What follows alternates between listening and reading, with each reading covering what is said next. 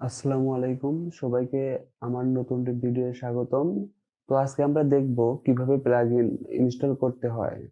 Plugin install করার জন্য আমাদের যেতে হবে প্লাগইন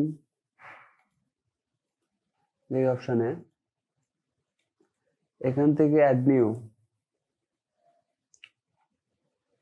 এখানে আপনারা যে প্লাগইন দরকার সেই প্লাগইন আপনারা সার্চ দিবেন।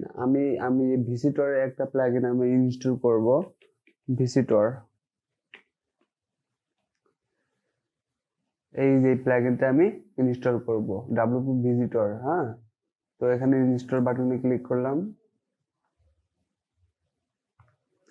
ইনস্টল হয়ে গেছে, এখন আমাদের অ্যাক্টিভ করতে হবে। অ্যাক্টিভ।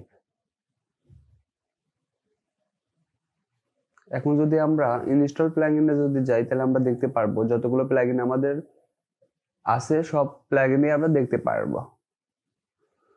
এই যে ডাব্লিউপি ভিজিটর, হ্যাঁ, এই প্লাগইনটা আমরা মাত্র ইনস্টল করলাম। এখন যদি আমি বলি এই প্লাগইন আমার দরকার নাই, আমি তাহলে ডিএক্টিভ করে দেব। হ্যাঁ, এখানে টিপ দিলেই ডিএক্টিভ হয়ে যাবে। তার মানে কি, তাহলে ইনস্টল থাকবে না।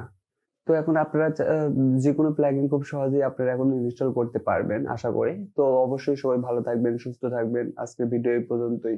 আসসালামু আলাইকুম।